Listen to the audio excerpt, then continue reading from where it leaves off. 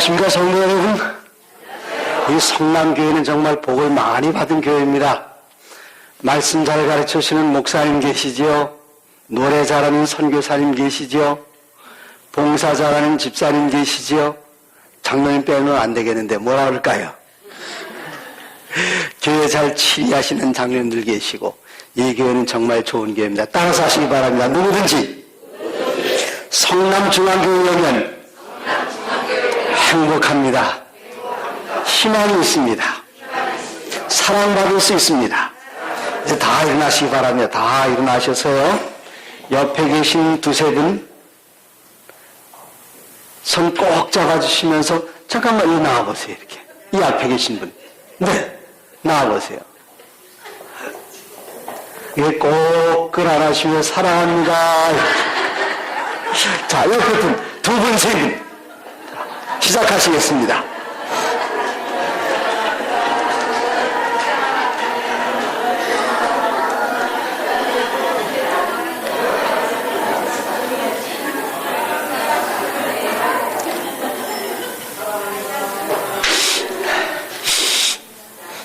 이렇게 잘하시고 좋아하시는데 안 시켰으면 어쩔 뻔했습니까? 예수님께서 이 땅에 계실 때에 제자들을 훈련시키셔서 내보내셨습니다. 근데 예수님의 제자들이 나가서 예수의 이름으로 귀신을 쫓아냈어요. 그랬더니 귀신들이 제자들 앞에서 예수님의 이름에 항복하고 물러나는 것을 봤습니다. 이 제자들이 돌아와서 예수님께 보고합니다. 주님, 저희들이 갔습니다. 가서 주의 이름을 전했습니다. 주의 이름으로 귀신을 내쫓았습니다. 얼마나 기뻐하고 즐거워하는지요. 그런데 예수님께서 뭐라고 말씀하시는가 하면 이렇게 말씀하셨습니다. 그러나 귀신들이 너희에게 항복하는 것으로 인하여 기뻐하지 말고 너희 이름이 하늘에 기록된 것으로 기뻐하라 하시니라. 뭐라고 말씀하셨습니까? 이 세상 살면서 그리스도인으로 가다 넘어지는 때도 있습니다. 그러나 그것 가지고 너무 섭섭할 필요 없어요. 또 너무나 잘 된다고 좋아할 필요도 없습니다. 좋아해야 할 이유는 무엇인가 하면 너희 이름이 하늘에 기록된 것으로 기뻐하라 하시니라. 저희 아이들이 학교에 와서 공부 잘하면 부모님 기뻐하겠죠. 하지만 공부를 못해 성적표가 나빠지면 부모님께서 넌 내 자식도 아니다 그럴까요? 아니요. 그래도 여전히 내 자식인 것은 무엇인가 하면 그 이름이 내 호적 안에 들어가 있어요. 그래서 예수님께서는 너희 이름이 하늘에 기록된 것으로 기뻐하라 말씀하셨는데, 우리가 하나님의 자녀가 되는 데는 두 가지 단계가 있습니다. 여기 아버지와 아들 같이 계신 분이 있습니까? 아버지와 아들. 아무도 없어요? 여기 자랑스럽게 한번 손 들었습니다. 대단합니다. 박성우 목사님 아들 누구예요? 네? 선민이. 와우. 선민이가 어떻게 그 집 아들 됐죠? 첫 번째는 그 집 안에서 태어났으니까 그 집 아들입니다. 이것은 생물학적으로 그 집 아들이에요. 혈연적으로 그 집 아들입니다.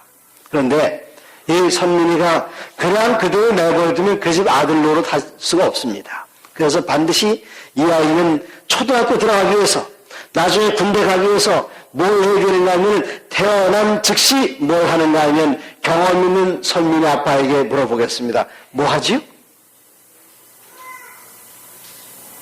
네? 그렇게 자신이 없어요? 뭐 한다고요? 출생시, 아마 이 아들 낳아서 자신이 없는 것 같아요. 제가 지지난주에 미국 LA 가서 제 아들하고 출생신고를 하러 같이 갔습니다. 제 손녀요. 우리 아들이 얼마나 자랑스러워 하는지, 목사님 아들 낳아도 괜찮아요? 자, 그래서 아들이 되는 데는 두 가지 단계인데, 첫 번째는 그 집에 태어나는 아들이 돼요. 혈연적인 아들이 됩니다. 두 번째는 뭘 해야 되는가 하면은 출생신고를 해서 그 이름을 국가에 등록을 해야 됩니다. 근데 여기 예수님께서 말씀하시기를 너희 이름이 하늘에 기록된 것을 인하여 기뻐하라 말씀하시는데, 어떻게 하면 우리 이름을 하늘에 등록할 수 있을까요? 예수님께서 30살 되셨을 때에 요단강으로 나오셨습니다. 거기 수많은 사람들이 요한에게 침례를 받으러 가요. 그때 요한이 예수님을 봤습니다. 저분이 가까이 오시는구나. 예수님을 향해서 그는 많은 사람들을 보여줬습니다. 보라, 세상 죄를 지가는 하나님의 어린 양이로다. 그런데 그 예수님이 점점 요한에게 왔습니다. 그리고 요한에게 간청하시기를 내게 지금 침례를 베풀어 주시기를 바랍니다. 이때 요한이 거절해 절대로 못합니다. 왜 못하는가? 이는 내가 당신에게 침례를 받아야 할 터인데 어찌 당신이 내게로 오십니까? 전 못하겠습니다. 전 못합니다. 그런데 예수님께서 한마디 하셨어요. 뭐라고 하셨는지 보십시오. 예수께서 대답하여 가라사대 이제 허락하십시오. 우리가 이와 같이 할 모든 뭐죠? 의를 이루는 것이 합당하니라 하신데 이에 요한이 허락하는지라. 예수님께 단 한마디만 말씀하셨습니다. 우리가 이와 같이 할 모든 무엇을 이루자? 의를 이루자. 이제까지는 절대로 안 됩니다. 완강하게 거절하던 침례 요한이 예수님께서 오직 한마디 의를 이루는 것이 합당합니다 하는 그 순간 알았습니다 하고 예수님에게 침례를 드렸어요. 그럼 의란 무엇인가? 여러분, 의가 무엇일까요? 의, 이 말 한마디에 요한이 항복했는데 의가 무엇입니까? 의가 무엇인가 하면 로마서 4장 25절에 같이 읽으시겠습니다. 시작. 또한 우리를 의롭다 하심을 위하여 살아나셨느니라. 예수님께서 왜 돌아가셨다고요? 우리의 범죄함을 위하여 돌아가셨습니다. 그 예수님 왜 살아나셨습니까?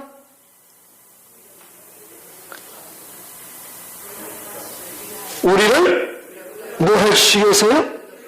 의롭다. 잠깐만. 세상 이게 웬일입니까? 이럴 수는 없지요. 잠깐만요. 목사님 기뻐하시기 바랍니다. 제가 사모님 모시러 갑니다. 이리 좀 오세요. 아이, 참나. 목사님. 자, 이렇게. 네? 좀 들어가세요, 이렇게. 자, 저 사모님 오른손 드시고, 네, 오른손 드시라고요. 목사님 오른손 드시고, 왼손 목사님 왼손 꼭 잡아주세요. 네.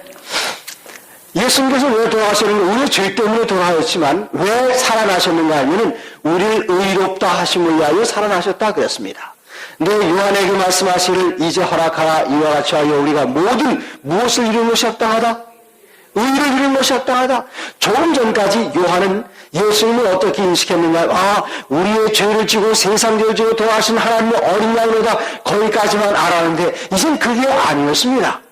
예수님께서 말씀하시기를 나는 인류를 위하여 죽을 뿐만 아니라 무엇할 것이다?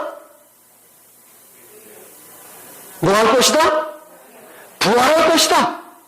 그 의란 무엇인가 하면 우리를 위하여 예수님께서 부활하시는 것이 의입니다.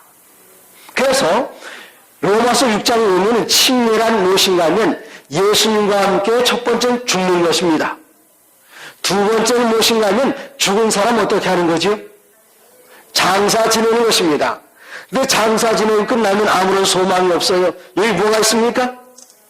이와 같이 우리가 무엇을 이루자? 다시 두 글자로 뭘 이루자? 부활을 이루자. 그래서 침례받는 것은 예수님과 함께 죽고 장사 지내고 부활하는 것을 나타내는 것인데, 부활해서 물속에 이제 예수님과 함께 죽은 사람 물속에 장사를 지냅니다. 그 다음에는 일으킵니다. 부활하는 거예요. 이 물속에 얼마나 오랫동안 들어가 있는 거죠? 1시간쯤 들어가 있습니까? 5분이요? 몇 분이요?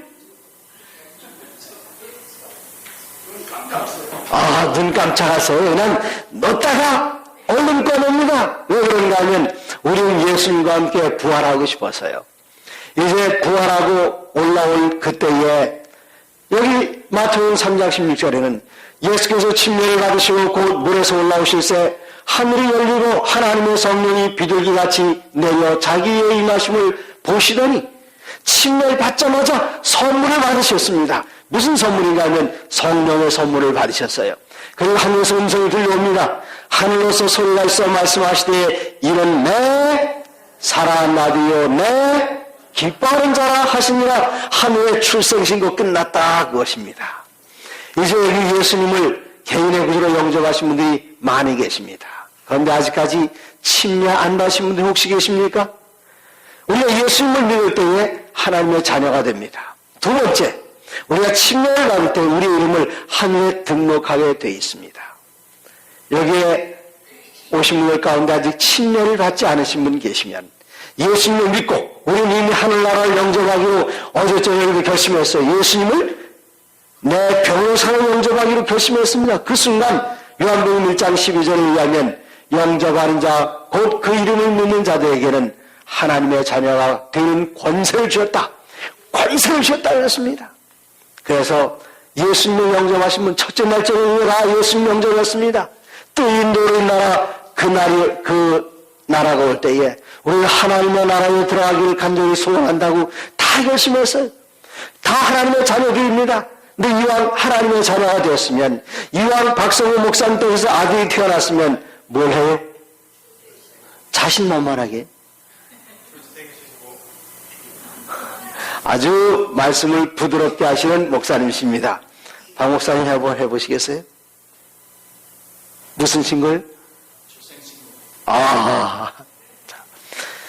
자, 이 세상에 전 세계에 하루에 3,000명씩, 평균 하루에 3,000명씩 제7난 예수 재림교회로 침례를 통해서 입교하는 사람들이 줄을 잇고 있습니다. 여기 나오는 이 사진은 제가 중국에 왔을 때에 중국에서 하는 침례식 아름다운 광경입니다. 자, 우리에게 아직은 희망이 있습니다. 여기 러시아의 한 곳입니다. 박 목사님께서 여기 다녀오셨어요. 그런데 이 아름다운 러시아에 황제께서 정원을 걷다 보니까 어떤 병사가 보초를 서고 있습니다. 근데 황제께서 아무리 주위를 둘러봐도 여기 경계 근무해야 할 만한 이유가 없는 곳이에요. 그래서 그 보초병을 부른 다음에 자네는 여기 왜 서 있는가? 그렇게 질문했더니 이 병사가 갑자기 어쩔 줄 몰라면서 잘 모르겠습니다. 뭘 지키겠냐? 잘 모르겠습니다. 그럼 여기 왜 서 있는가? 중대장께서 서 있으라 그랬습니다. 너 중대장 불러와라. 중대장이 왔어요. 황제가 그러니까 중대장이 덜덜 떠옵니다. 여기가 왜 보초 근무를 시키는가? 잘 모르겠습니다. 너 상관 불러와라. 왜 여기가 보초에 세우는가? 잘 모르겠습니다. 아는 이유도 없이 그냥 보초에 세우고 있어요. 그래서 언제부터 여기다 보초를 세우는지 알기 위해서 이제 문서고에 들어갔어요. 아카이브, 문서고에 들어가서 언제부터 보초를 세우는지 근무 기록 일지를 쭉 올라가는데 10년 전에도 보초가 있었어요. 20년 전에도 보초가 있었어요. 그런데 왜 여기다 보초를 세우는지 이유는 없어요. 50년 전에도 보초가 있었어요. 이유가 없어요. 100년 전에도 있었습니다. 한참 올라가다가 이유가 나왔어요. 왜 보초를 세우게 되는가 하면 이 러시아에 아주 유명한 황제가 있었는데 그 황제 이름이 예카제리나라는 이 여자는 독일 여자인데 러시아로 시집을 와서 황후가 됐습니다. 그런데 이 여자가 자기의 남편의 생명을 아주 짧게 단축시키고, 그 다른 말로 표현하면 안 되겠죠? 근데 남편의 생명을 단축시키고 대신 그 황제의 자리에 올라간 여자가 예카제리나, 아주 유명한 여자예요. 러시아의 황제들 가운데 가장 탁월한 황제가 바로 이 예카제리나 황제이기 때문에 러시아인은 딸을 낳으면 예쁘면 그 아이 이름을 예카제리나라고 지어요. 그리고 짧은 펫네임으로 뭐라고 그러는가? 까짜라고 부르는데 까짜가 바로 예카제리나입니다. 이 예카제리나 황제는 무엇을 좋아했는가 하면은 장미꽃을 엄청나게 좋아했어요. 그래서 장미 정원을 만들어 놨습니다. 장미 정원을 만들어 놓고는 시간 날 때마다 틈날 때마다 장미를 보는 게 취미였는데 어느 날 보니까 거기 강아지가 들어와 장미밭을 다 망가뜨리는 겁니다. 안 되겠구나. 누굴 세우자? 보초를 세우자. 그래서 그때부터 여기 보초가 섰어요. 그러나 예카제리나 황제가 평생 오래 사는 게 아닙니다. 이 예카제리나 황제도 죽었습니다. 죽은 다음에 어디 묻혔는가 하면은 여기 박 목사님의 자랑스러운 큰아들입니까? 그 아들이 공부하던 러시아의 옛날 속 상크페테르부르크예요. 여기 뭐가 있는가 하면은 여기에 누구 무덤인가 하면 여기 예카제리나라고 써 있어요. 이거 제가 직접 찍은 사진입니다. 이거. 옛같이 여기 묻혔습니다. 여자 황제가 죽은 다음에 남자 황제가 들어섰어요. 남자 황제가 들어선 다음에는 꽃 같은 데는 별로 취미가 없습니다. 꽃밭이 잡초밭이 되고 말았어요. 그래도 여긴 여전히 누가 서 있어야 되는가 하면 보초가 서 있는 것입니다. 자네 여기 왜 서 있나 잘 모르겠습니다. 이 사람 웃기는 사람입니까? 그런데 이렇게 웃기는 일이 어디에도 일어나고 있는가 하면 오늘날 기독교에도 일어나고 있습니다. 저는 고등학교 2학년 때 침례를 받고 안식일을 지키기 시작했는데 아버지께서 하신 말씀이 이 세상 어느 교회 다 좋다. 왜 하고 많은 교회들 가운데 하필이면 안식일 교회냐. 그러시면서 이 거룩한 십계명 가운데 5번째 계명을 아느냐. 아버지는 교회 난다 하셔도 그런 걸 아셨어요. 5번째 계명이 뭡니까? 내 부모를 공경하라.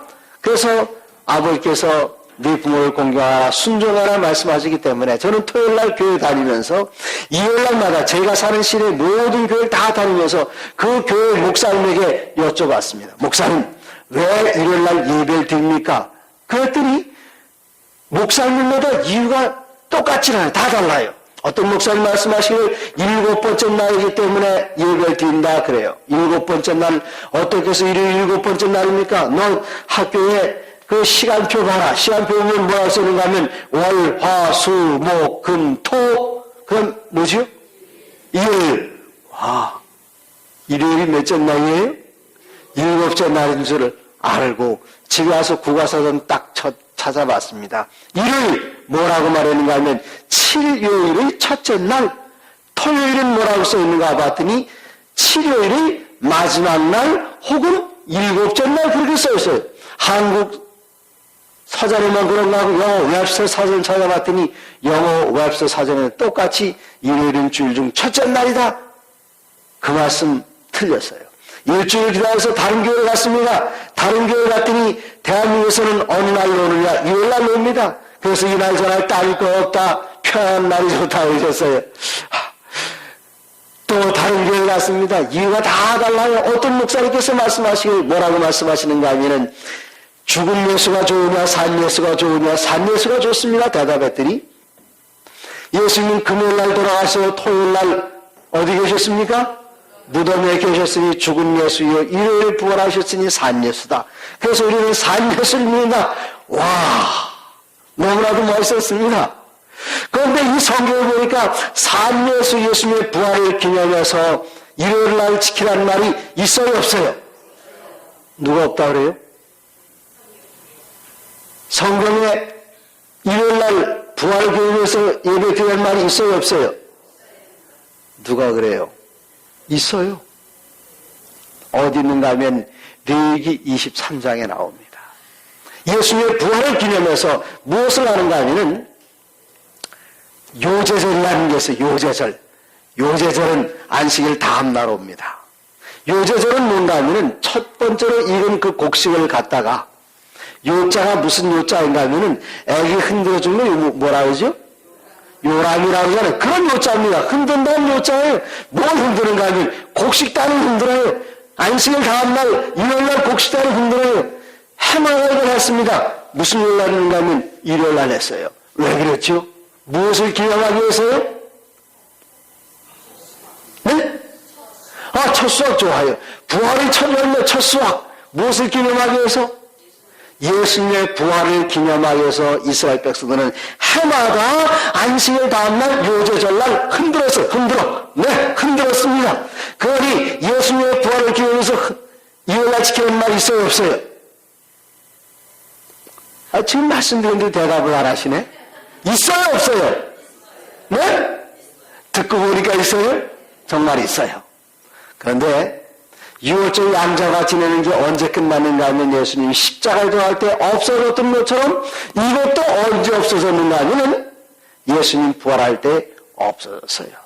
그래서 예수님의 부활을 기념해서 일요일날 예배드린다 하는 그 얘기는 무엇인가 하면 우리는 신약의 시대에 사는 게 아니라 우리는 아직도 구약의 시대에 살며 이것은 언제까지였는가 하면 예수님 부활하실 때까지만 하고 부활한다면 이걸 안 하는 거예요. 부활한다면은. 예수님 돌아가신다면 이제 더 이상 양을 잡아 죽이지 않는 것처럼 부활하신다면 이걸 안 한단 말입니다. 그래서 예수님의 부활을 기념해서 유를 지키는 일을 했었다면 언제가 끝이죠? 기원 31년 정월 14일 날 돌아가시고 15일 날 안식하시고 며칠이요? 16일 날 그대로 끝났습니다. 더 이상 없는 것입니다. 그런데도 이상하게 사람들이 일요일 기념해서 예배드리기 때문에 오늘 저녁에 그 이유를 말씀드리겠습니다.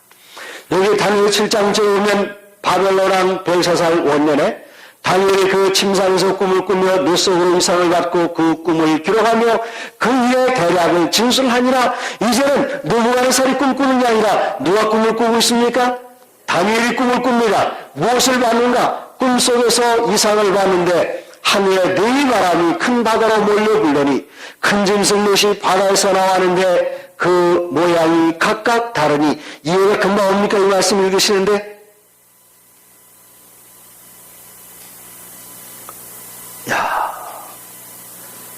이해가 가면 간다고 알아듣는 척 하시고 안 가면 솔직하게 안 간다 그러시 다 양심불량들이십니다.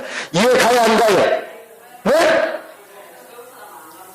어떤 사람 안 가요? 배운 사람은 이해가 되고요. 못 배운 사람은 모르죠. 이야, 여기 못 배우신 분들이 있어요. 그런 말씀 드리겠습니다. 자, 여기에 내 바람이 불었다 하고 했어요. 바람이 도대체 뭘까? 짐승이 나왔다고 했습니다. 짐승은 뭘까? 바다에서 나왔는데 바다는 무엇일까? 오늘 성경이 성경 스스로를 해석해주기 때문에 먼저 바다가 무엇인지 살펴봅니다.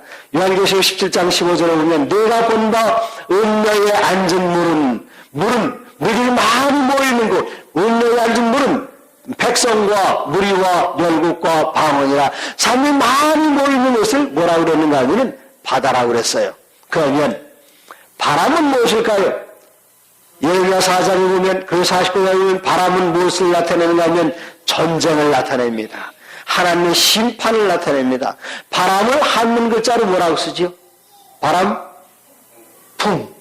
그래서 풍이 일어난다. 무슨 뜻입니까? 전쟁이 일어난다는 뜻입니다. 자, 그러면 전쟁이 날 때마다 뭐가 나타나는가? 짐승이 나타난다 하는데 넷째 짐승은 넷째 나라인데 네 짐승은 네 왕이라 짐승은 무엇을 나타내는가 하면 나라나 왕을 나타내는 것입니다. 그래서 이 성경을 다시 보시면 다니엘이 진술하는 가운데 내가 밤에 이상을 보았는데 하늘에 네 무엇이 뭐요? 전쟁이 큰 어디요? 몰려불더니 큰 뭐가 나왔습니까? 나라 넷이 어디서 나왔어요? 모래중에서 나왔는데 그 모양이 각각 다르니. 자, 이제 여기까지 공부하신 다음에 아주 스피드 퀴즈로 다 산수 문제를 하나 내겠습니다. 여러분 산수 잘하십니까? 산수, 수학만 산수. 아, 사모님 잘하신대. 좋아요. 사모님께 여쭤보겠습니다. 자, 1 더하기 1이 얼마지요? 2요. 그러면 1 더하기 1 더하기 1은 얼마지요? 사모님 맞아서 틀렸어요. 네? 누가 그래요? 맞았다고? 자, 그러면 제가 계산해보니까 맞는지 틀린지 한번 보십시오. 1 더하기 1이 2라고 하셨습니까? 그러면 남한 더하기 북한은 몇이 되는 거죠? 남북한이. 좋아요. 그러면 고구려 더하기 신라 더하기 백제는 뭐죠? 몇이죠? 삼국이에요. 아니요, 삼국이 하나 있다고. 뭡니까? 통일이에요. 그래서 여기에 짐승들, 바람이 불었다는 것은 저 중동 그 지역에서 뭐가 나는 전쟁이 나는 겁니다. 전쟁이 날 때마다 그 사람들이 많은 곳에서 짐승이 나타나는데 한꺼번에 여러 마리가 나타나는 것이 아니라 큰 전쟁이 있을 때마다 승리하는 국가가 다른 작은 나라를 패하는 국가를 다 통합 복속시키기 때문에 1 더하기 1 더하기 1이 몇이라고요? 야, 대단합니다.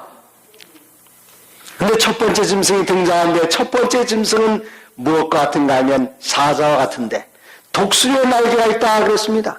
여러분, 사자하면은 모든 백수의 왕입니다.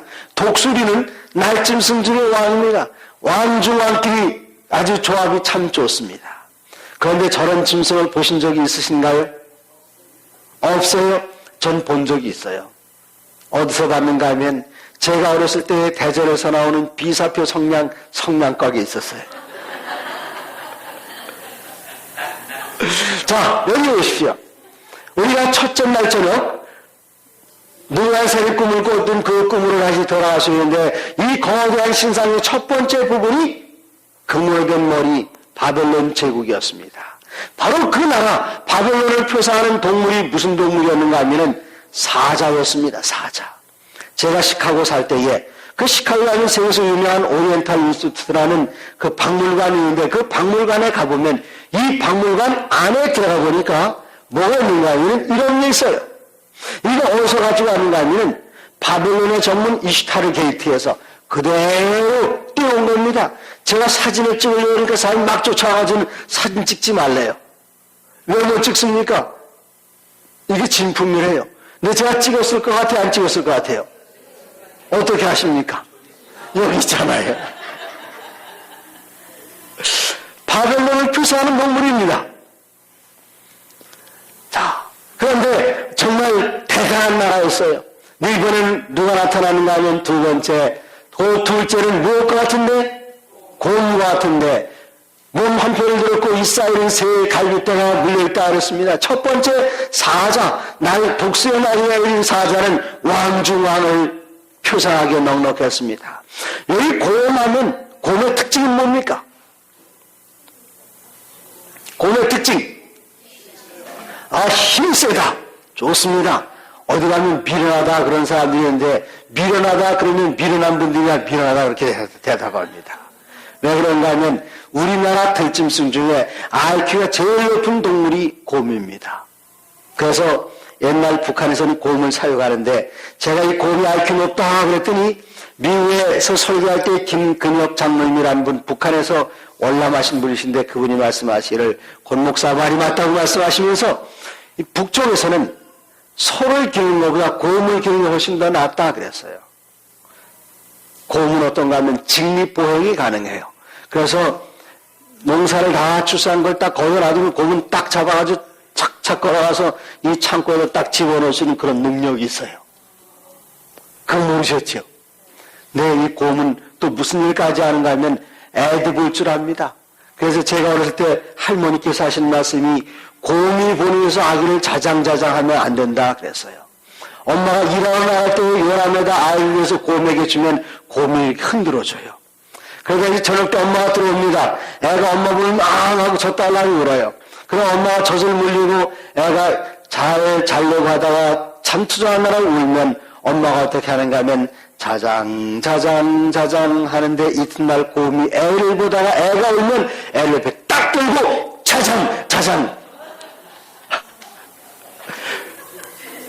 그래서 곰이 애를 볼 정도로 IQ가 높은데, 누가 곰이 미련하다 그러는가 하면 일본 사람들이 한국에 들어와서 한국 사람을 다스리려고 보니까 자기보다 더 똑똑해 한국 사람이.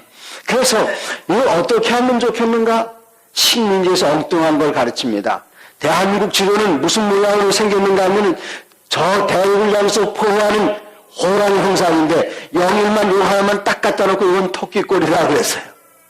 그리고 한국적인 토끼 모양이라 그리고 한국의 건국설화 연구해 보니까 한국 그 조상 중에 누가 나옵니까? 은근과 끈기의 여신이 나오잖아요. 누구죠? 곰.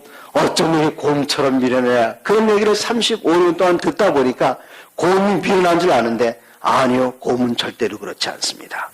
곰의 특징은 무엇인가 하면 앞으로 돌진하는 특징이 있어요. 그래서 북한에서 사용하는 속담 가운데 무슨 말인가 하면은 곰이 창받듯 한다 그런 말이 있습니다. 곰 사냥할 때는 창으로 사냥을 해요. 창을 던지면 이 곰은 자존심이 있기 때문에 창이 여기 딱 들어와 꽂히면 이렇게 빼지 않습니다. 안으로 집어넣어요. 그 뒤를 빼냅니다. 절대로 곰은 뒤로 물러서지 않아요. 그렇기 때문에 성경에 보면은 에스더를 읽다 보면 에스더에 무슨 법이 나오는가 하면 변개치 아니하는 무슨 법이요? 성경 좀 읽으세요. 변개치 아니하는 무슨 법? 박 목사님 빨리 크게 대답하셔요. 네?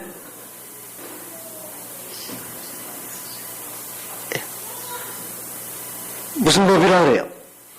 이 순서는 하잖아요. 매대 바사의 변개치 아니하는 법을 따라. 그 말이 자주 나오는 성경에. 그래서 이 페르시아 사람들이 이 법을 하나 만들어, 이게 나쁜 법이랑 이 법 잘못 만들었구나 할지라도 그 법을 바꾸는 이해가 없어요. 이 법이 나쁜 법이면 이 법보다 상위 법을 하나 만들어가지고 꽉 누릅니다. 이 법은 아직까지 살아있어요. 바로 고음은 어느 나라에 표상하기에 적당합니까? 어느 나라에? 바로 페르시아를 표상하기에 적당합니다. 이 사이에 갈빗대 있다는 것 그냥 지나가겠습니다. 이번에 셋째 짐승이 등장합니다. 셋째는 무엇과 같습니까? 표범과 같아요. 머리가 몇 개입니까? 4개예요. 날개가 몇 개입니까? 날개 2개만 가져도 엄청나게 빠른데 날개 4개면 얼마나 빠르겠어요? 우리가 둘째 저녁에 나왔죠? 서쪽에서 뭐가 달려옵니까? 둘 사이에 뿔 가진 뭐가 달려와요? 수염소가 달려옵니다. 수염소가 달려오는데 발이 땅에 닿질 않았어요. 나귀가 넷입니다. 셋째 나라는 헬라 제국이라는 것을 금방 아실 수가 있습니다. 알렉산더 11년 동안 온 세상을 정복한 무슨 속도요? 날개 4 가진 그러한 속도로 온 세상을 점령했던 알렉산더가 이렇게 넓은 땅을 통치하게 됐습니다. 이제 이 나라는 넘어가고 4번째 나라 등장합니다. 4번째 나라는 어떤 나라? 멀리 나눠지는 것 이미 한번 배웠지요. 지나가고요. 그리고 넷째 짐승은 어떻게 생겼는가? 내가 밤 이상 가운데 본 넷째 짐승은 무섭고 놀라우며 극히 강하며 큰 천리가 있어 먹고 부서뜨리고 그 나머지를 발로 밟았으며 이 짐승은 전에 모든 짐승과 다르고 10뿔이 있으므로. 자, 첫째는 무엇과 비슷하고요? 첫째는 지금 이 교회가 왜 이렇게 재미가 없는 줄 아십니까? 여기 애들이 없어 그래, 애들. 어린 아이들이 쫙 있으면은요, 그냥 제가 한번, 왜 애들이 저 다 위에 올라가 있죠? 이거 신기한 현상이다. 교회는 애들이 맨 앞자리에 앉아야 돼요. 어떤 애들이요? 어린 애들이요. 얼마나 어린 애들이요? 갓난 아이들이 맨 앞자리에 앉아야 돼요. 그럼 그 아이들은 눈에 뵈는 게 뭐밖에 없는가 하면은 설교하는 목사님밖에 뵈는 게 없어서 그 아이들은 다른 데 갈 데가 없어요. 교회밖에는. 그런데 내일 저녁에는 사모님 애들도 이 앞에 탁 모여서 요새 입에 탁 들이세요. 애들이 기가 막히게 알아듣습니다. 기가 막히게 알아들어요. 그래서 어려서 교회 가서 얻는 유익 가운데 큰 유익이 뭔가 하면 앞자리에 앉아서 성경 지식으로 머리를 채우는 것, 그거보다 더 좋은 유익이 세상에 없어요. 그래서 여기에 우리 초등학교 아이들 없어요, 이 교회에? 중고등학교 학생들 고3 몰라도 어린아이들 다 앞자리에 앉히면 설교할 때 정말 재미가 있습니다. 첫 번째 무슨 준비가 갔다고요? 그거 봐요. 어른들은 대답 못해요. 근데 어린아이들은 다 대답합니다. 어린아이들은. 자, 그러면 둘째는 무엇과 같고? 고음과 같고. 셋째는? 그럼 넷째는? 괴물과 같이 생겼습니다. 네, 이 짐승은 정말 엄청난 짐승이 커다란 천리가 있다고 그랬습니다. 네 번째 짐승은 신사에서 네 번째 두 다리 그것을 나타내는데 로마 나라입니다. 이제까지 나왔던 모든 나라들 가운데 가장 커다란 영토, 지중해 연안에 있는 이 모든 나라들 다 확장하는 그런 나라였는데 이 로마 나라는 어떻게 되는가? 10개의 뿔로 나누어지겠다 그랬습니다. 근데 열은 무엇인가? 10뿔은 곧 이날에서 일어날 열왕이요 로마 나라가 이쪽 꼭대기에 있는 몽골족, 흉노족의 서쪽 이동으로 인해서 이 근처에 사는 게르만 민족이 남쪽으로 내려와서 10개의 나라를 세우는 것을 우리가 첫째 날 저녁에 이미 다 들으셨습니다. 이제는 모든 나라들이 다 지나간 다음에 이 나라들이 10개의 나라로 나눠집니다. 첫째 바벨론, 둘째 페르시아, 셋째 그리스, 넷째 로마, 다섯째 여러 나라로 갈라지죠. 그 다음에는 6번째 나라가 등장합니다. 그 10분은 이 나라 세우는 열왕이요. 그 후에 또 하나가 일어나리니 그는 먼저 있던 자들과 다르고 또 새 왕을 복종시킬 것이며 지금 몇 번째 뿔이 나타났죠? 11번째 뿔이 나타났어요. 11번째 뿔이 나타났는데 그 11번째 뿔의 특징은 무엇인가 하면 먼저 있던 자들과 여기에 괄호 넣기 여기 세 글자가 있어요. 무슨 글자가 있을 것 같아요? 과하고 또 사이에. 혹시 아시는 분 계세요? 야, 이 장로님들도 모르고 집사님들도 모르고 다 몰라요? 다 공부하신 거 아닙니까? 그럼 먼저 있던 자들과 이야, 조 장로님이시죠? 네? 조 장로님이시죠? 자, 먼저 있던 자들과 다르고 11번째 특징은 무엇인가 하면 먼저 있던 자들과 달라요. 그 다음에 새 왕을 복종시킵니다. 자, 그뿐만 아니라 어떻게 다른가 하면 여기 내가 그 뿔을 유심히 중 다른 작은 뿔이 그 사이에서 나더니 먼저 뿔 중에 셋이 그 앞에서 뿌리까지 뽑혔으며 이 작은 뿔에는 사람의 눈 같은 무엇이 있다?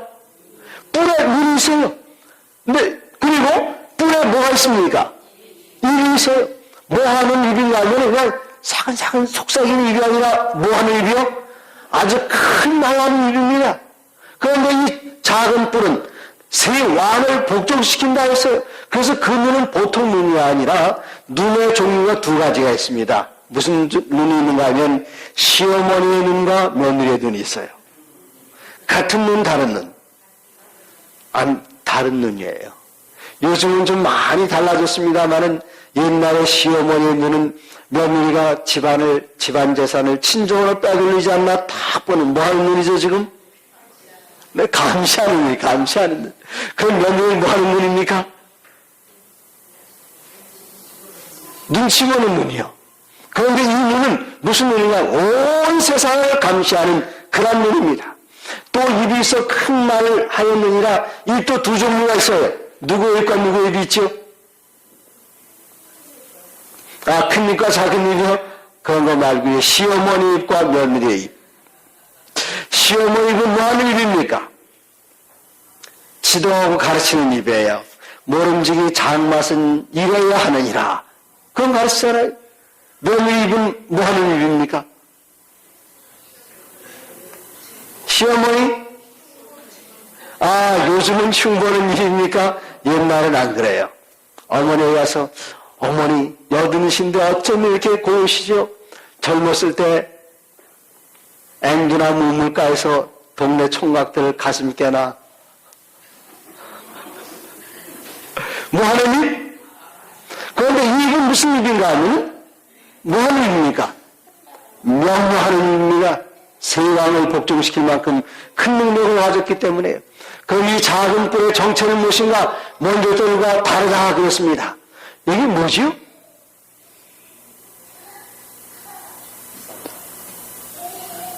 저는 전국뿐만 아니라 세계 여러 나라에서 전도를 많이 해봤는데 성남 지역에 사신 분처럼 아주 양반처럼 과묵하신 분들을 별로 못 봤어요.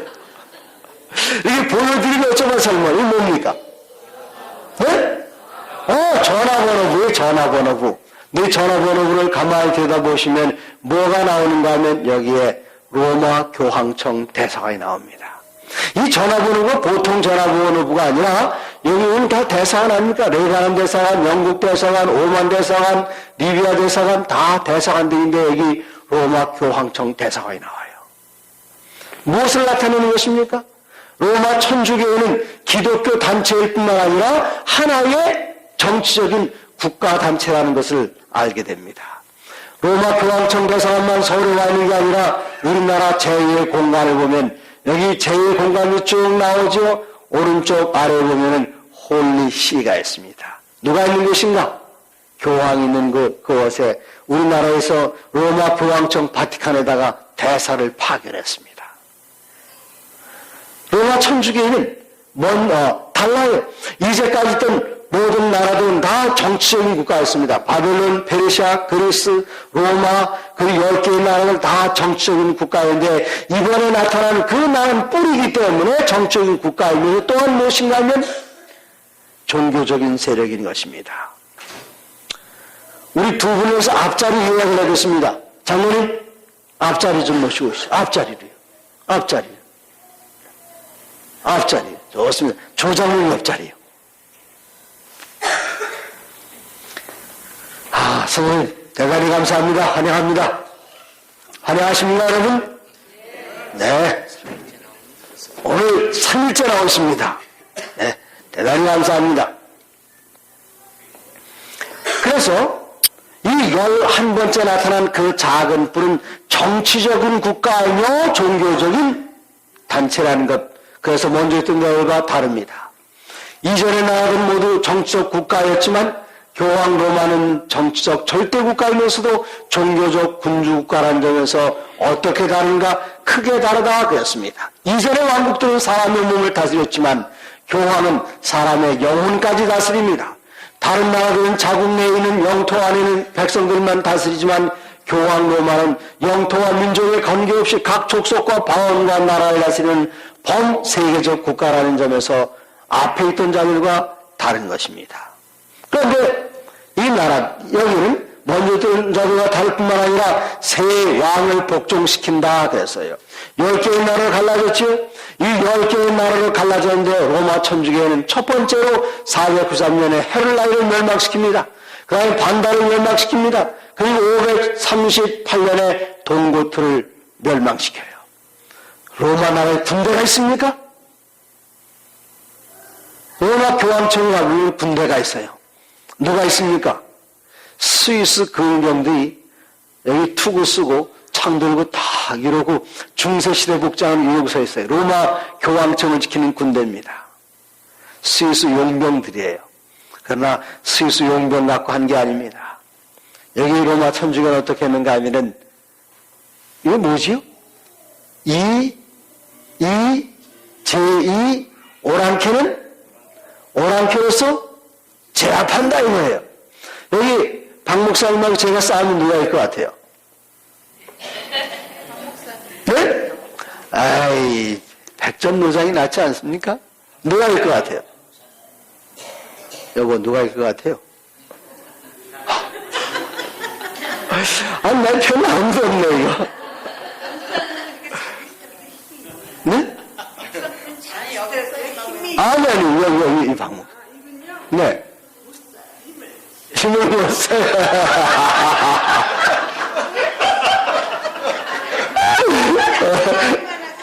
자, 힘을 못 쓸 수밖에 없어요. 제가 이 힘 있는 이분하고 같이 싸우지 않습니다. 싸우지 않아요. 누구가 하는 줄 아십니까? 가서 여기 박 목사님에 와서 요즘 참 젊은 목회를 참 그럼 이분 뭐라 그러는 줄 아시? 왜 그랬네, 군 목사? 그거 있잖아, 그 교회 저 목사님들이 박 목사 인상 하나 참 못돼 먹었다고 그러면 전 손댈 것도 없어요. 걱정하지 마. 내가 손 좀 봐줄게. 네? 전 직접 힘 있는 이분 공개가 필요가 없어요. 누구한테만 가면 이분에 가서 세치 혓바닥만 놀리면 되는 겁니다. 그냥 이분에게 누가 하지요? 저 이제 조사님에게 가서 장로님께서 갈까요? 요즘 학교 동창, 선후배라는데 어떻게 선배가 후배를 그럴 수 있습니까? 다 그러면 장로님 뭐 하십니까? 그러면 안 되지요. 이렇게 해서 내가 직접 공부하지 않아도 돼요. 로마 천주교가 했던 일이 군대를 가지고 직접 들어간 로마 교회 안에 군대가 없습니다. 대신 뭘 했는가 하면은 자기네들과 같은 생각을 가진 그 나라의 군대를 동원해서 너들 공격했는가 하면은 반달과 헤를라이와 동고트 세 나라를 완전히 뽑아버려서 이 세상에 더 이상 존재하지 않게 만들어버렸습니다. 자, 그 다음에 어떤 일을 할까요? 25절입니다. 그가 장차 말로 지극히 높은 자를 대적한다. 지극히 높으신 분이 누구십니까? 하나님이십니다. 그런데 무엇으로 대적하느냐면 말로 대적한다 그랬어요. 여기 종교 지도자들은 여기 장로님 계시네요. 이쪽에 목사님들 계시네요. 그러나 이 종교 지도자들 칭호 가운데 다른 칭호를 사용하는데 여기 뭐라고 사용하는가 하면 신부라고 씁니다. 이 신자가 무슨 신자일까요? 새 신자입니까? 무슨 신자죠 이거? 아, 귀신 신이라기보다 그냥 하나님 신자. 이 부자는 무슨 부자입니까? 네, 아비부가 아니라 아버지 부자. 네, 그러면 그 이름이 뭐예요? 하나님 아버지. 하나님 아버지. 이제 금방 신학교를 졸업해서 서품 받은 20대 약간의 젊은 신부를 뭐라고 부르는가 하면 신부님 풀어놓고 보니까 하나님 아버지인데, 영어 잘하시는 박 목사님, 저쪽에 작은 박 목사님 말고, 이분 키가 커도 작은 박 목사님이에요. 이분 키가 아람에도 큰 박 목사님이시고 큰 박 목사님. 영어로다가 신부를 뭐라 그러죠? 이야. 자, 신부를 뭐라고 한다고요? Father, Father. 전 그렇게 어려운 말 잘 모르겠어요. Father, 우리말로 뭐라고 하는 겁니까? 아버지라고 부르는 거예요, 아버지. 그래서 영어로 신부님 하고 부를 때 뭐라 부르는가 하면 아버지 그렇게 부릅니다. 그래서 천주에 가면은 연세가 7, 80된 그 노인네가 누구에게 가서요? 나이 젊은 신부를 부를 때 뭐라고 부르는가 하면 뭐라고 부른다고요? Father, 아버지라고 불러요. 그런데 이 세상에 아버지는 몇이 있습니까? 네, 마태복음 3장 9절에 예수님께서 말씀하시는 땅에 있는 자를 아버지라 하지 말라. 너희 아버지는 한 분이시니 곧 하늘에 계시니라. 사도 바울은 말하기를 그리스도 안에서 1만 스승이 있지만 아버지는 하나밖에 없다. 내가 너를 낳았노라. 그렇게 이야기하셨습니다. 누가 이렇게 알고, 오케이, 다른 걸 읽을게요. 법왕은 순고하고 지존하며 단순 인간이 아니며 하나님과 같은 분이며 하나님의 대리자시다. 법왕은 거룩한 군주요 지존의 제왕이요 왕중의 왕이시므로 만일의 천사들이 신앙을 잘못한다면 그들을 심판하고 파문에 처할 수 있다. 천주교 문서에 기록된 말입니다. 법왕은 예수 그리스도의 대표일 뿐 아니라 육신의 휘장으로 가려진 예수 그리스도 그 자신이다. 말로 지극히 높은 자를 대적합니다. 그 다음에 노란 것이 또 지극히 높은 자의 성도를 괴롭게 할 것이며 어떻게 괴롭혔는지 한번 보시겠습니다. 일찍 인간 가운데 존재했던 어느 다른 제도보다도 로마 교회는 더 많은 무지한 피를 흘리게 했다는 사실이 역사에 대해 완전한 지식을 가진 개신교도에게는 의문의 여지가 없을 것이다. 자, 왼쪽에 무슨 천여입니까? 철갑천여예요. 로마 천주교가 중세시대 1260년 동안 수많은 그리스도인, 특히 여인들에게 벌을 땐 철갑천여를 사용했어요. 이 철갑천여는 그냥 그 쇠로 만든 원통입니다. 잠옷에 딱 열고 여자칼에 딱 집어넣으면 딱 닿아요. 뭐가 걸려요? 다리가 아파도 앉을 수가 없습니다. 뭐가 걸려서요? 목이 걸려서요. 남자들은 화형에 죽이고 여자들은 땅에 묻어 죽였는데 완전히 땅에 다 묻는 게 아니라 배꼽까지만 묻었습니다. 어디 갈 수 있어요? 없어요? 배꼽까지만 묻혔으니까 질식해서 죽게 됩니다. 오른쪽에 있는 거 보시죠. 고문틀입니다. 고문틀, 사람을 이 틀 안에다 집어넣고 이쪽에 도르래가 있어요. 여기가 밧줄로 묶어놨습니다. 이걸 계속 돌리면은 사지가 쭉 늘어나고 키 크는 기계가 아니에요.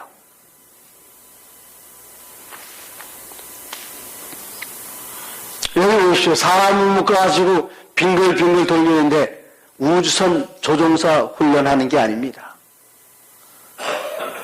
스페인에서만 종교재판에 고난당한 사람들이, 산채로 화형당한 사람이 31,911명으로 계수되었고 복종하도록 강요된 참여자가 29만 1,450명으로 계산되었다. 알비전스들의 대학살에서는 약 100만 명이 죽임을 당했다. 제수이트 제도가 처음 확립된 지 30년 동안에 93만 명의 신실한 그리스도인들이 살해당했다. 엄청난 일입니다. 왼쪽에 피카르트 종교재판소의 고문실인데 여기 사람을 어떻게 나눈가 하면은 팔을 뒤로 꺾어가지고 위에 매달려 놨습니다. 밑에 도르를 달리면 몸무게에서 팔은 부러질 수밖에 없어요. 오른쪽 아래 여기는 나무 벽이에요. 사람의 발을 그곳에 집어넣어 놨습니다. 거꾸로 여기 물주전자가 있죠. 십자가를 들고 있는 신부님이 네덜란드 종교재판소에서 기독교인을 고문하는 광경입니다. 제가 작년 유럽에서 어느 곳을 방문했는가 하면 고문박물관을 갔어요. 고문박물관. 아주 끔찍한, 그 고문도구, 고문박 얼마나 끔찍한지 몰라요. 그런 것들 그대로 다 박물관에 전시해 놔뒀습니다. 그런데 그런 것들이 박물관에만 있는 것이 아니라 옛날 천주교 안에 그런 것들을 갖추고 있으면서 수많은 그리스도인들을 종교재판을 통해서 처형했는데 지금 이 그림은 천주교가 그려서 사람들에게 보여주는 그런 그림이었습니다. 네덜란드에서 개신교도들을 처형하는 광경인데 저기 매달려 있는 것들은 열매가 아닙니다. 네덜란드에서는 알바공의 지시에 따라 3만 6천 명이 사형에 처해졌고 찰스 5세의 치하에서는 5만 명의 그리스도인이 죽임을 당했다. 또는 세계 역사에서 가장 잔인한 살상행위로 꼽히는 1572년 8월 24일에 바벨론의 대학살 사건은 약 8만 명 이상을 살해했다. 그래서 여기에 지금 작은 불의 또 다른 특징 가운데 하나가 지극히 높은 자의 성도를 괴롭게 한다고 했는데 이번에는 때와 법을 변개고자 한다 그랬습니다. 법을 변경시킨다. 하나님의 법을 변경시키는 것입니다. 여기 두 가지 십계명이 있어요. 왼쪽은 하나님의 십계명, 오른쪽은 천주교 십계명인데 두 개를 비교해 보십시오. 여기 두 번째 계명이 하나님의 십계명에는 뭐 하지 말라고요? 우상을 만들지 말라 그랬는데 천주교 십계명인 이 계명이 없어요. 빠져 있습니다. 빠졌기 때문에 열에서 하나가 빠지면 이쪽에 몇 개가 되어야 되는가? 9개가 될 수밖에 없죠. 그래서 10번째 계명 네 이웃의 아내나 소유를 탐내지 말라를 둘로 나눠서 10개로 바꿨습니다. 그리고 네 번째 계명 안식일을 기억하여 거룩히 지키라를 주의를 지키라 이렇게 바꿔놨는데 여기 회심자를 위한 가톨릭 교리 문답서 뉴욕에서 피터 가이어낸 대주교가 만든 그 책인데 질문이 뭔가 하면 어느 날이 안식일인가? 대답 한번 읽어보십시오. 답 어느 날이다? 질문 우리는 왜 토요일 대신 일요일을 지키는가? 대답 읽어보시기 바랍니다.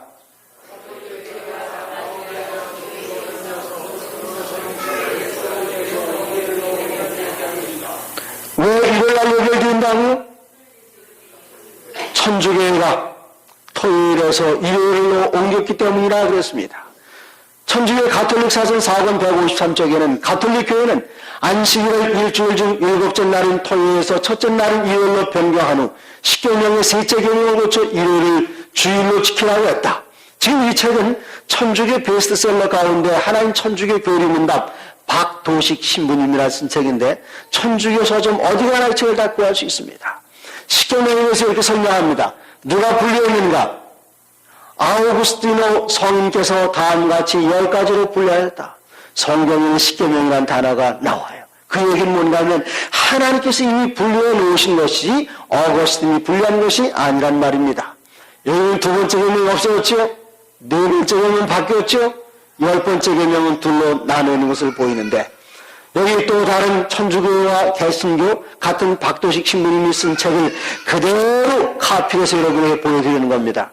송량은 개신교도입니다. 송량이 박도식 신부님과 따져요. 뭐라고 따지는가면 왜 로마 천주교에서는 전통을 지키고 성경도 하지 않습니까? 왜 솔라 스크립투라 오직 성서만이 아닙니까? 그렇게 따졌더니 여기 박 신부님이 송량에 묻습니다. 뭐라고 묻는가? 예, 먼저 하나 물어보겠어요. 개신교에서 일요일을 주일로 지내고 있지요? 성경 어디에서 그 근거를 찾아볼 수 있습니까? 성경에는 분명히 안식일을 주장했고 안식일은 일요일입니다. 어찌하여 성경에도 어떻게 없어요? 잘 안 보이십니까 여기? 성경에도 전혀 없는 일요일을 주일로 지내고 계십니까? 성량, 물음표, 느낌표, 물음표, 느낌표. 박신부, 성경에는 그런 말이 전혀 없습니다. 이런 전통은 가톨릭에서가 아니면 뭐라고 썼는지 잘 배질 않아요. 여기, 어느 종파에서도 말할 수 없습니다. 천주교회가 주장하는 것입니다. 성경의 단서 8장 25절에 예언에는 그대로입니다. 여기 신부 서한집에 보면 성경은 안식일을 거룩히 지키라고 말한다. 그러나 로마 가톨릭 교회는 말하길 아니다. 나의 신성한 권위로서 안식일을 피하고 주일 중 첫째 날인 일요일을 거룩하게 지키라고 명하는 바이다.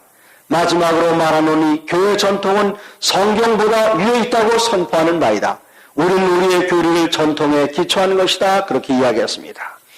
여기 십계명이 등장하고 있습니다. 이 십계명 가운데 네 번째 계명이 안식일 계명입니다. 안식일 계명이 이렇게 쓰여져 있습니다. 안식일 어떻게 지키라고요? 거룩히 지키라. 그 앞에 중요한 단어 하나 더 있어요. 어떻게 해요? 기억하여 지키라 그랬습니다. 왜 기억하라 그러죠? 하나님께서 무엇을 하셨는가 하면 언젠가 사람들이 안식일 다 잊어버릴 때가 올 것을 아셨기 때문에 10개의 계명들 가운데 기억하라는 말은 단 한 번 나오는데 몇 번째만 나오는가 하면 네 번째 계명에만 기억하라 나옵니다. 하나님께서 열세 동안 우리에게 주셨지만 제7일은 너희 하나님 여호와의 안식일인즉 이 날은 어떻게 되는가 하면 이게 네. 아무 일도 하지 않고 모든 이들이 지켜야 할 것을 명령하셨습니다. 그런데 이유가 무엇인가 하면 이는 엿새 동안에 나 여호와가 하늘과 땅과 바다와 그 가운데 모든 것을 만들고 제7일에 쉬었습니다. 그러므로 나 여호와가 안식일을 복되게 하여 그 날을 거룩하게 하셨다 그랬습니다. 하나님께 특별히 거룩하게 하셨어요. 이 십계명의 구절 보시면 우리들이 성경을 읽을 때 그냥 문장을 통해서 내용을 읽습니다마는 유대인들은 성경을 읽으면 좀 이상하게 읽어요. 제게 구약학을 가르쳐줬던 한 교수님께서 유대인이신데 그분이 이거 세보셨어요. 뭘 세보셨는가 하면은 십계명을 읽으면서 글자를 읽으면서 세면서 읽으셨습니다. 세보니까 십계명의 단어가 모두 몇 단어가 있습니까? 163단어가 있어요. 첫 번째부터 네 번째 계명, 세 번째까지 세 계명에 전체 67개의 단어가 사용이 되었습니다. 그리고 다섯 번째부터 열 번째 계명까지는 41단어가 사용이 됐어요. 네. 다섯 번째부터 열 번째는 6개의 계명에 41단어. 그 다음에 앞에 세 계명엔 67단어. 지금 몇 번째 계명이 빠져있죠? 네 번째 계명이 빠져있는 네 번째 계명에는 몇 단어나 사용됐을까요?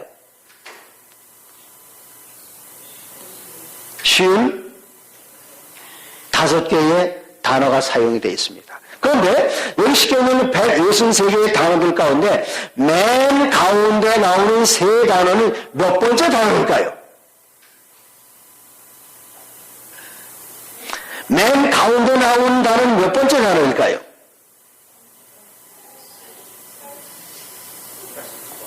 네? 163개의 단어 가운데 맨 가운데 나오는 단어. 예? 지금 5단만 나오기 때문에 제가 계속 자꾸 이러고 있는 겁니다. 몇 번째? 163개의 단어 가운데 맨 가운데 단어. 너무 비약을 하셨어요. 163개의 단어 가운데.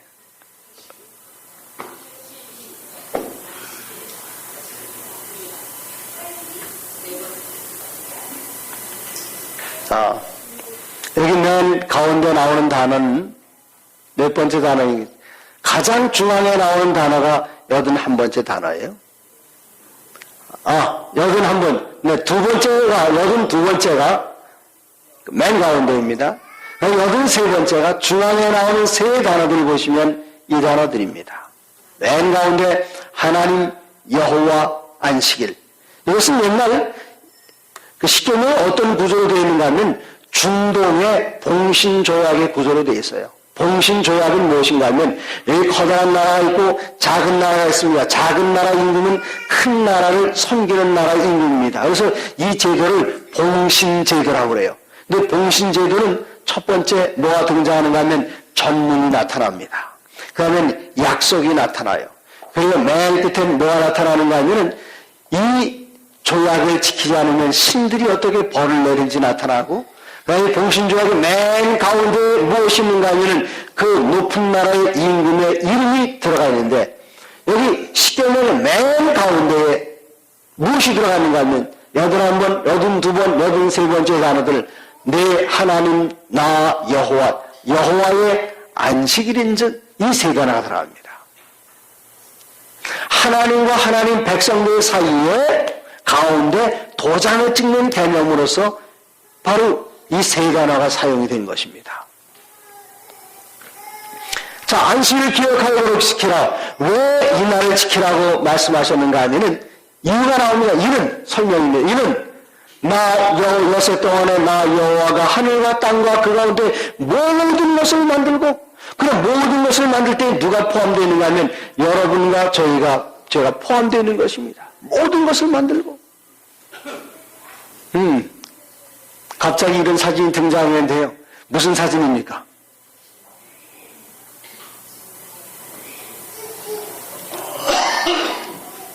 무슨 사진 잘 모르시겠어요? 엄마와 아들입니까? 이 앞에 보신 것처럼 안식일을 기억하여 거룩시키라. 왜 안식일을 기억하여 거룩시키는가 하면 여세 동안에 나 여호와가 하늘과 땅과 바다와 그 가운데 모든 것을 만든 것을 기념하라. 여러분 이건 좀 잘 적어두시기 바랍니다. 8월 13일 잘 적으셨어요? 14일? 네? 잘 적으셨어요. 잘 적으셨는데 8월 13일이 무슨 날인가 하면 제 생일입니다. 네, 8월 13일 날 미국에 사신 어머니께 제 집에 전화를, 제 아내가 전화를 받으면 어머니께서 애미야, 네 어머니 잘 잤냐? 네. 밥 먹었냐? 네. 애기는 좀 전에 나갔어요. 국은 잘 끓여 먹었냐? 예. 무슨 국이냐? 어머니, 제 아내가 말하기를 애기가 요새 감기 걸려서요. 뭐 사다가? 콩나물 사다가 고춧가루 넣어서 그런 얘기 보냈다 그러면 어머니께서 뭐라 하시죠? 잘했다 그러세요. 그래서 전화 딱 끊으시는 겁니다. 그런데 아침 먹었냐? 네. 무슨 국 끓여 먹었냐? 무슨 국이요? 미역국 끓여, 아유, 제가 모를까 봐서 어머니 미역국 끓여 먹었죠. 그런데 미역국을 어머니가 먹는 겁니까? 자식이 먹는 겁니까? 네? 어머니께서 잡수시는 거예요.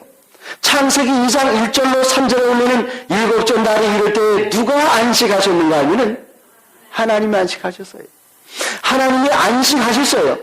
그럼 누가 하는가 하면 내가 하는 겁니다. 나를 낳고 어머니께 그날 미역국을 잡수셨어요. 그래서 누가 먹습니까? 네? 내가 먹는다고 이제. 내가 먹어요. 그럼 누가 좋아하십니까? 어머니께서 좋아하세요. 내 어머니께서 제 어머니께 한번 그런 제안을 드렸어요. 제가 태어난 날은 사실 1953년 9월 20일입니다. 9월 20일. 양력으로. 음력으로 며칠이요? 아, 착해라. 저 집사님 상 주시기 바랍니다. 음력으로는 8월 13일, 양력으로는 며칠? 9월. 참 잘하셨습니다. 그런데 애들이 생일 기억하는 게 쉽질 않아요. 해마다 바뀌니까. 그런데 어느 해에는 제 양력 생일과 음력 생일이 음력 8월 13일과 9월 20일 딱 겹치는 때가 있을까요? 없을까요? 있어요. 그래서 제가 어머니께 전화를 드렸어요. 어머니, 올해는 양력과 음력이 딱 겹치는 날인데 애들이 요즘은 다 양력 쓰기 때문에 8.13 잘 기억 못하는데 오늘부터 제 생일을 양력으로 9월 20일 하면 안 될까요? 하고 어머니께 여쭤봤더니 어머니께서 뭐라 하시는 줄 아십니까? 나 죽으면 그렇게 해라. 언제 그렇게 하라고요? 나 죽으면 그렇게 해라. 사람도 안 바꾸는데 하물며 누가요? 하나님께서는 이 날짜를 절대로 바꾸지 않으셨습니다. 누가 바꿨는가 하면 인간이 이 날을 바꿨어요. 정말 이 날은 어떤 날인가 하면 좋은 날입니다. 무슨 날이 오는가 하면 하나님께서 하늘과 땅과 바다와 그 가운데 모든 것을 여러분과 저를 만든 그 기념일이 바로 이 안식일이에요. 정말 좋은 날입니다. 제가 어머니께 자주 못 가요. 어머니 미국에서 계시기 때문에. 넌 한 해 제가 어머니를 뵈러 갈 때에 겨울철이었습니다. 저희 여동생이 어머니를 막 불러 엄마 들어와. 오빠 반비행기 타고 온다. 반비행기 타고. 눈이 내리는데 어머니께 밖에 나와서 아들 오나 기다리고 계시니까 엄마 반비행기 온다고. 어머니께 들어오셨습니다. 들어오셨는데도 창문을 열고 몸은 안쪽에 있고 머리는 바깥에 있고 하루 종일 기다리다가 해가 다 넘어가고 한밤중에 제가 도착을 하니까 어머니께 눈밭을 뛰어나오시는데 신발도 안 신으셨어요. 그대로 끌고 들어오셔서 앉아라. 제가 식탁에 앉으니까 어머니의 첫 번째 행동은 냉장고 문을 여시는 겁니다. 펼쳐놓으신 다음에 그 다음에 뭐라고 말씀하십니까? 그 옷도리 좀 벗어라. 벗었어요. 그랬더니 넥타이도 풀어라. 풀었습니다. 그 다음엔 바지도 벗어라. 이거 완전히 다 벗기십니다. 왜요? 편한 옷으로 갈아입으라고요. 그 편한 옷으로 갈아입고 한숨 돌려했더니 피곤하겠다. 올라가 자라. 저는 늦게 자는 사람이기 때문에 별로 잠 안 오지만 어머니께 올라가 자라. 어머니는요. 난 조금 이따 잔다. 하고 어머니는 부엌에 계세요. 일찍 잤기 때문에 일찍 일어나 보니까 어머니 자리에 안 계세요. 어머니 어디 가셨죠? 네? 부엌에 가죠. 부엌에. 그치만 내가 하니까 야, 넌 어려서도 잠이 없더니 요즘도 이렇게 잠이 없냐? 올라가서 더 자라. 아이고, 제가 효도하려고 올라갔지만 잠은 다 깼으니까 이 침대 위에서 돌쪽에 매달린 문처럼 이리 구르고 저리 구르다 보니까 이쪽에는 종달새 집, 이쪽에는 뻐꾸기 집 이렇게 생겼어요. 이건 더 이상 못 누워있겠습니다. 내려갔어요. 여동생하고 매번 일하러 가고 조카들은 학교하고 어머니께서만 계시는데 와서 밥 먹으라 그러십니다. 제가 아니 어머니 씻고 먹을게요. 어머니께서 말씀하시면 아니다. 먹고 씻어라. 옛날엔 안 그러셨거든요. 얘야 학교 내렸다 빨리 가라. 일어나라. 그러시면 제가 식탁을 막 떨려하면 스톱. 뭐 하고 와서 먹어라? 씻고 와서 먹어라. 근데 요즘 어머니 이렇게 연세 드시니 변하셨어요. 씻고 먹어라 안 하시고 뭐라고요? 먹고 씻어라 그래요. 그런데 제가 식탁에 딱 앉으니까 어머니께 저를 쳐다보시는 그 모습이 이건 완전히 이 세상에 잘생긴 남자는 단 하나밖에 없는 것처럼 어쩜 이렇게 잘생겼을까? 아무도 그런 얘기 안 하는데 제 어머니께서 말입니다. 다 보시면서 그 밥을 이만큼 담아주십니다. 어머니 요즘은 한국에 밥 이렇게 안 먹어. 조금만. 얘야 젊은 애가 왜 그거 못 먹냐? 더 먹어라. 더 먹어라. 그러시다가 제가 타임 잠깐 보면 어머니 밥까지 딱 갖다 주시고는 이거 못 먹어요. 그러면 물 부어서 많이 먹어라. 그리고는요. 너 사과 좋아하지? 사과를 깎으시다가 한국에 바나나 있냐? 어머니 바나나 한국에 별로 없을 때 미국 가셨거든요. 기다란 바나나를 딱 주시면서 어머니 앞에서는 항상 뭐가 있는가 하면 편안함이 있어요. 넉넉함이 있어요. 쉼이 있어요. 그분이 누구신 줄 아십니까? 나를 낳아주신 어머니이기 때문에. 그래서 이 안식일이 무슨 날이라고 그러는가 하면 안식일을 기억하여 거룩시라. 질문 왜요? 여쭤보니까 하나님 말씀하시기를 이는 나 여호와가 요새 동안에 하늘과 땅과 바다와 그 가운데 모든 것을 다 만들어 놓고 너를 만들고 기념한 그 날이 바로 안식일이다. 그래서 안식일 날은 무엇을 하는 날인가 하면 나를 만들어 오신 아버지를 만나는 날입니다. 그거보다 편한 거 있어요? 없어요? 네? 시집살이 하는 새댁이 어디 가는 것도 편한 거 더 이상 편한 거 없죠? 네? 친정 가요, 친정. 친정 간 거 누가 있습니까? 어머니만 계신 게 아니라 새언니가 있어요. 새언니. 가서 딱 들어가가지고, 언니 물 좀 갖다 주세요. 언니. 그래서는 우리는 어머니 앞에 쉬는 겁니다. 바로 그런 날이 안식일인데 이 날은 결코 변할 수 없는 그런 날인데 여기 천주교에서 뭐라고 말하는가 하면 성경만을 신앙의 유일한 지침으로 주장하고 있는 개신교회는 일요일 준수에 대한 아무런 보증이 없다. 이 점에서 제7 안식일 예수 재림교만이 일관성 있는 개신교다. 천주교회가 인정하는 얘기입니다.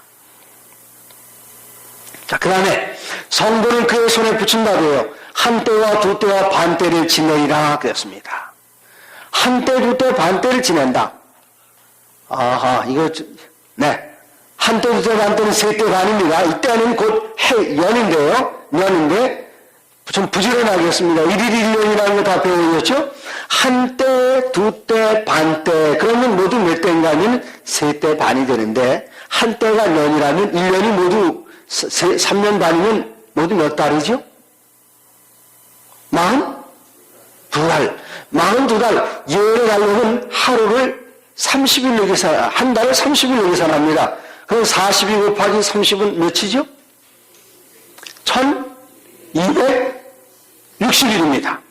얼마 동안 하나님의 백성을 괴롭히는가 하면은 1260일 또는 1260년 동안 하나님의 백성들을 괴롭힙니다. 그런데 이 기간이 보통 기간이 아니라 엄청나게 힘든 기간이었습니다. 그래서 마태복음을 보면 예수님께서는 뭐라고 말씀하시는가 하면 이는 그때에 큰 환란이 있겠습니다. 창세로부터 지금까지 이런 환란이 없었고 후에도 없으리라. 그 날들을 감하지 아니할 것이면 모든 육체가 구원을 얻지 못할 것이나 그러나 택하신 자를 위하여 그 날들을 감하시리라. 모두 몇 년이라고 했습니까? 1260년. 언제부터 시작해서요? 교황이 세 나라를 뿌리째 뽑아버린 그 인대가 538년. 그때부터 1260년이 지나가면 1798년입니다. 그런데 제가 세계 역사를 보면 1798년이 가까이 오고 있습니다만은 무슨 기미가 보이지 않는가 하면은 이 교황권이 하나님의 백성을 핍박하는 게 끝날 기미가 저는 보이질 않아요. 저는 보이질 않습니다. 그러다가 1798년 전해가 몇 년이죠? 제가 너무 어려운 질문만 여쭤보는 것 같아요. 대답 잘 못하시는 거 보면은. 자, 1798년 전해가 몇 년인지 아시는 분? 예? 그런데 1798년에 교황권이 끝나는데 1797년 12월이 될 때까지 교황권이 끝날 조짐이 전혀 보이질 않았어요. 전혀 보이질 않았어요. 그런데 제가 로마의 한 조그만 궁전에 갔다가 설명하는 가이드의 말 듣고 깜짝 놀랐습니다. 무슨 말을 들었는가 하면 이 로마에 가면은 팔라조 꼬르신이라는 궁궐이 있어요. 뭐 궁이라고 이름 붙었지만 좀 겸손한 궁궐입니다. 이 팔라조 꼬르신에 가는데 여기에 가이드가 무슨 얘기를 하는가 하면은 1797년 12월 달 로마 시민들이 천주교 교황청 군대를 향해서 데모를 했습니다. 독립시켜달라고요. 네, 이젠 우리도 독립하고 싶다. 그랬더니 로마 교황청 군대를 보내가지고 데모대를 진압을 하는데 거기 대장이 뭐라 그랬는가 하면 절대로 총 쏘지 마라. 그런데 이 데모대는 너무나도 격렬했기 때문에 그 중에 한 병사가 그 명령을 거절하고 총을 쐈습니다. 총은 사람을 향해 쏜 게 아니라 그냥 공중에도 공포탄을 쐈어요. 그런데 그때에 이 팔라조 꼬르시니는 이 당시에 가장 강했던 그 황제가 누굽니까? 나폴레옹 황제 아닙니까? 나폴레옹 황제의 형이 이곳에